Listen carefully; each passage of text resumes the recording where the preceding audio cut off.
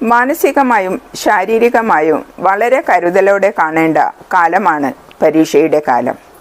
ഒരു വ്യക്തിയുടെ അവസരങ്ങൾ, കരിയർ, അവരുടെ ഭാവി എന്നിവയെല്ലാം പരീക്ഷയുടെ വിജയത്തെ അടിസ്ഥാനമാക്കിയാണ്. നിങ്ങളുടെ പോസിറ്റീവായിട്ടുള്ള ചിന്തകളും അതുവഴി പോസിറ്റീവായിട്ടുള്ള പ്രവർത്തനങ്ങൾക്കും നിങ്ങൾക്ക് നല്ല റിസൾട്ട് ഉണ്ടാക്കുവാൻ സാധിക്കും. അതിന് പകരം എനിക്കൊന്നിനും പറ്റില്ല, പരീക്ഷ നന്നായിട്ട് എഴുതാൻ പറ്റില്ല, പഠിച്ചത് ഓർമ്മയിൽ നിൽക്കുന്നില്ല, പരീക്ഷയുടെ സമയത്തിൽ ഇങ്ങനെയൊക്കെയാണ് നിങ്ങളുടെ ചിന്തയെങ്കിൽ നിങ്ങളുടെ റിസൾട്ടും വിപരീതമായിട്ടായിരിക്കും. അങ്ങനെയാവണോ? പരീക്ഷയിൽ നന്നായി വിജയിക്കണ്ടേ? നന്നായി പഠിക്കണ്ടേ? ദൃഢനിശ്ചയവും ഏകാഗ്രതയും അതിന് അത്യാവശ്യമാണ്. കുട്ടികൾക്ക് പേടിയും വെപ്രാളവും ഒഴിവാക്കാൻ രക്ഷിതാക്കൾ ശ്രദ്ധിക്കുക. അവർക്ക് ആത്മവിശ്വാസവും കരുത്തും നൽകുക. പഠിക്കുവാനുള്ള സാഹചര്യങ്ങൾ ഉണ്ടാക്കിയെടുക്കുക. ഞാൻ ജമീല, കൗൺസിലിംഗ് സൈക്കോളജിസ്റ്റ്. ഇന്ന് ഞാൻ സംസാരിക്കുന്നത് പരീക്ഷയും വിജയവും എന്ന വിഷയത്തെക്കുറിച്ചാണ്. മാർച്ച് മാസം എത്താറായി. വിദ്യാർത്ഥികൾക്കും അമ്മമാർക്കും പരീക്ഷയെക്കുറിച്ചുള്ള ടെൻഷനാണ്. അമ്മമാർക്കായിരിക്കും കൂടുതലും ടെൻഷൻ. പരീക്ഷയെ എങ്ങനെ ഈസിയായി ഹാൻഡിൽ ചെയ്യാം എന്ന് നമുക്ക് നോക്കാം. ഒന്നാമതായി ഓർമ്മയാണ്. പലരും പറയാറുണ്ട്, പരീക്ഷയ്ക്ക് നന്നായി വായിക്കുന്നുണ്ട്, പഠിക്കുന്നുണ്ട്, പക്ഷേ പരീക്ഷ എഴുതാനിരുന്നാൽ അത് ഓർമ്മയിലേക്ക് വരുന്നില്ല, എഴുതാൻ കിട്ടുന്നില്ല എന്നൊക്കെ. എന്തുകൊണ്ടാണ് അങ്ങനെ സംഭവിക്കുന്നത്? ഓർമ്മയിലേക്ക് വരണമെങ്കിൽ പരീക്ഷയ്ക്ക് വായിക്കാനിരിക്കുന്ന സമയത്ത് വളരെ താല്പര്യത്തോടുകൂടി, വളരെ ഇഷ്ടത്തോടുകൂടി വായിക്കണം. ആ വിഷയങ്ങൾ മനസ്സിരുത്തി വായിക്കുക തന്നെ വേണം. എങ്കിൽ നിങ്ങളുടെ ഓർമ്മയിലേക്ക് എത്തുന്നതാണ്. രണ്ടാമതായി ഏകാഗ്രതയാണ്. വളരെയധികം കോൺസെൻട്രേഷനോടുകൂടി മറ്റൊന്നും ചിന്തിക്കാതെ പഠിക്കുന്ന ആ വിഷയത്തിൽ മാത്രം ചിന്തിച്ചുകൊണ്ട് താല്പര്യത്തോടുകൂടി ഏകാഗ്രതയോടുകൂടി വായിക്കുകയാണെങ്കിൽ പരീക്ഷാ സമയത്ത് നിങ്ങളുടെ ഓർമ്മയിലേക്ക് അത് എത്തുകയും നിങ്ങൾക്ക് നന്നായി പരീക്ഷ എഴുതുവാൻ സാധിക്കുകയും ചെയ്യും. മൂന്നാമതായി മനസ്സിലാക്കൽ. നന്നായി പാഠഭാഗങ്ങൾ മനസ്സിലാക്കുക. വെറുതെ വായിച്ചാൽ പോരാ.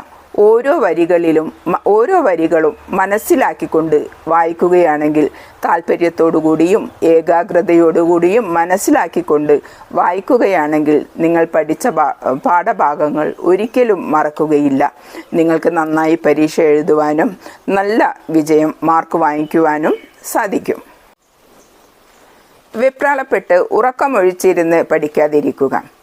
പലരും പരീക്ഷയുടെ 2-3 ദിവസം മുമ്പായിരിക്കും വെപ്രാളത്തോടുകൂടി ഉറക്കമൊഴിച്ചിരുന്ന് പാഠഭാഗങ്ങളെല്ലാം നോക്കുന്നത്. പ്രീവിയസ് ക്വസ്റ്റ്യൻസും ആൻസറുകളും വായിച്ചു മനസ്സിലാക്കുക. പരീക്ഷയ്ക്ക് മുമ്പ് SLC-കാരാണെങ്കിലും +2-കാരാണെങ്കിലും ഡിഗ്രി സ്റ്റുഡൻസ് ആണെങ്കിലും കഴിഞ്ഞ കാലങ്ങളിൽ വന്ന ക്വസ്റ്റ്യനുകളും അതിൻ്റെ ആൻസറുകളും വായിച്ച് മനസ്സിലാക്കുക. അത് നിങ്ങളെ പരീക്ഷയ്ക്ക് കൂടുതൽ ആൻസറുകൾ എഴുതുവാനും ക്വസ്റ്റ്യൻ പേപ്പർ മനസ്സിലാക്കുവാനും നിങ്ങൾക്ക് സാധിക്കും. പരീക്ഷയുടെ തലേ ദിവസം വേണ്ട സാധനങ്ങളെല്ലാം എടുത്തു വെക്കുക. പേന, പെൻസിൽ, ഹോൾ ടിക്കറ്റ്, വാച്ച് എല്ലാം റെഡിയാക്കി വെക്കുക. പോകാൻ സമയം അതൊന്നും വെപ്രാളപ്പെട്ട് എടുക്കാതിരിക്കുക. പരീക്ഷയുടെ അരമണിക്കൂർ മുമ്പെങ്കിലും പരീക്ഷാ ഹാളിലെത്തുക. എന്നിട്ട് കൂട്ടുകാരുമായി നിങ്ങൾ പഠിച്ച കാര്യങ്ങൾ പരസ്പരം ചർച്ച ചെയ്യുക.